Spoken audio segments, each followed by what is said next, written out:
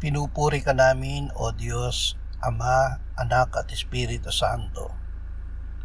Salamat, Ama, na ibinigay mo sa amin si Jesus na iyong anak na namatay para sa aming kasalanan, iyong muling binuhay, iniakyat at iniluklok sa iyong kanan sa langit. Salamat na ibinigay mo sa amin ang iyong banal na Espiritu at sa pamamagitan niya ay ibinuhos mo ang iyong pag-ibig sa aming puso. Ama, salamat sa iyong salita na higit pa sa kayamanan. Sa paggawa namin ng iyong salita, panatilihin mo ang iyong kapayapaan sa aming puso upang huwag kaming mabuwal. Amen.